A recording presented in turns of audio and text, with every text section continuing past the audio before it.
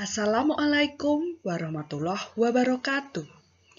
Halo anak-anak kelas 7, bagaimana kabarnya hari ini? Semoga kalian selalu sehat dan tetap semangat walaupun masih pelajaran jarak jauh ya. Nah, jumpa lagi dengan Bu Sinta dalam mata pelajaran prakarya. Sebelum memulai pembelajaran jarak jauh, hari ini marilah kita berdoa terlebih dahulu. Berdoa dipersilahkan. Berdoa selesai. Nah, anak-anak,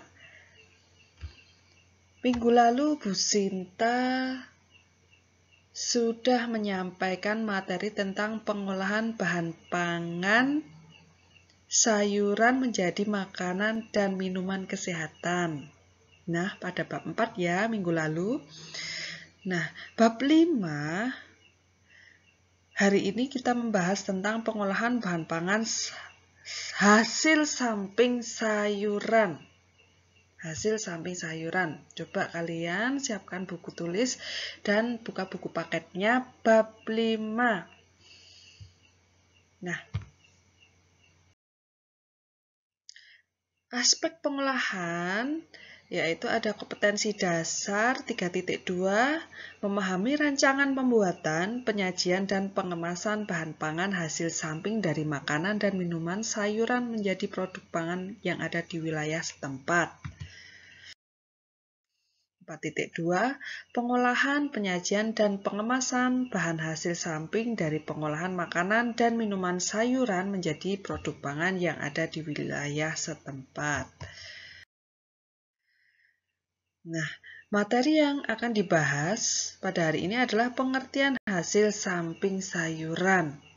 Yang kedua, kandungan dan manfaat hasil samping sayuran.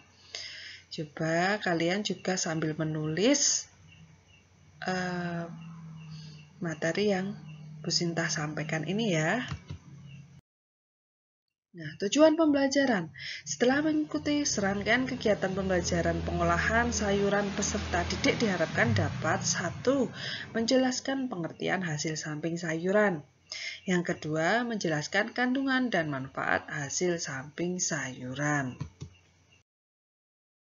Nah, pengertian hasil samping sayuran adalah bahan samping atau bagian lain yang dihasilkan dari tanaman sayuran selain daripada bahan pangan utama sayuran yang masih bisa dimanfaatkan.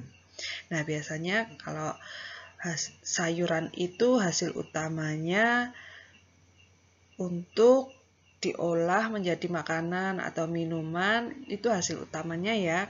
Nah, jika ini adalah hasil samping, jadi selain hasil utama yang dapat dimanfaatkan.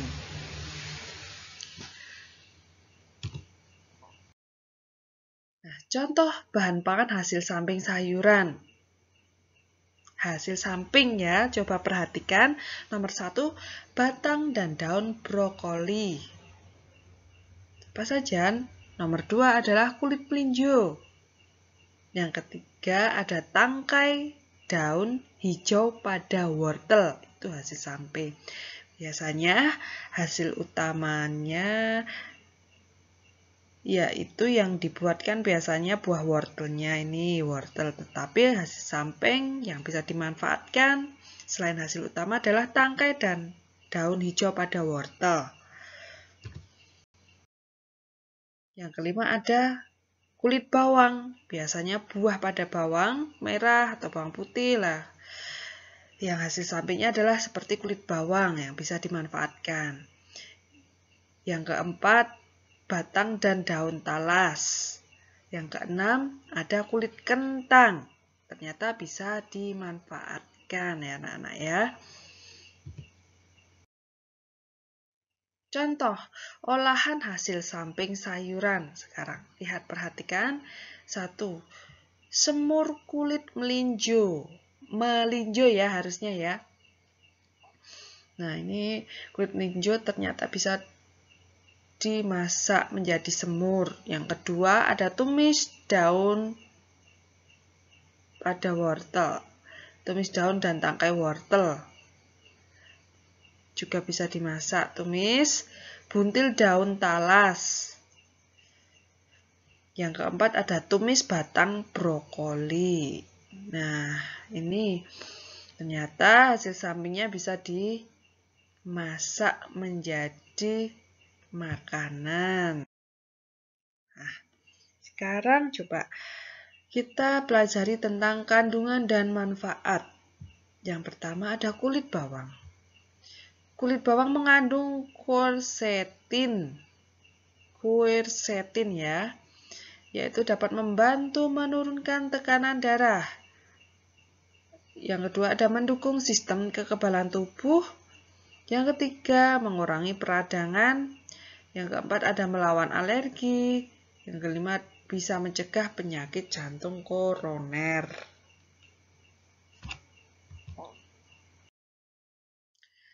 Yang kedua, batang dan daun brokoli, yaitu dapat mengandung karotenoid. Nah, yang kedua merupakan sumber vitamin A yang mempunyai sifat anti kanker. Daun brokoli bisa diolah menjadi sayur sop yang biasa kalian makan juga ya pasti di rumah. Nah, batangnya bisa dibuat acar atau ditumis. Nah, yang ketiga ada tangkai daun hijau pada wortel.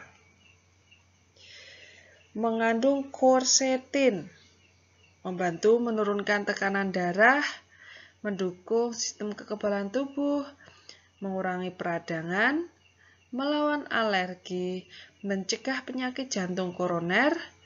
Nah, daun hijau wortel bisa dimasak dengan dicampur bawang putih, kacang tanah, garam, dan keju minyak zaitun. Nah, yang sekarang ada 4 kulit kentang. Mengandung asam klorogenik, yaitu polifenol yang mencegah mutasi sel-sel yang mengarah pada kanker. Sebagai antioksidan yang dapat menetralkan radikal bebas yang berpotensi menjadi obat kanker alami. Selain itu juga mengandung serat larut potasium, zat besi, fosfor, seng, kalsium, kalium, vitamin A, B, dan C. Nah, yang kelima ada kulit melinjo. Mengandung energi yang tinggi, karbohidrat, protein, lemak, kalsium, fosfor, vitamin A, B1, dan C. Yang kedua ada menghasilkan ekstrak anti asam urat. Yang ketiga ada kadar energi yang tinggi, sangat baik untuk dijadikan sumber minuman dengan glukosa tinggi.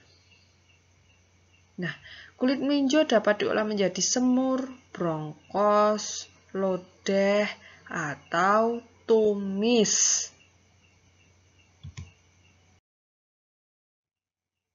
Nah, daun dan batang talas. Daun talas mengandung polifenol, protein, karbohidrat, lemak, kalsium, fosfor, zat besi, juga vitamin A, B1, dan C yang dapat melancarkan pencernaan.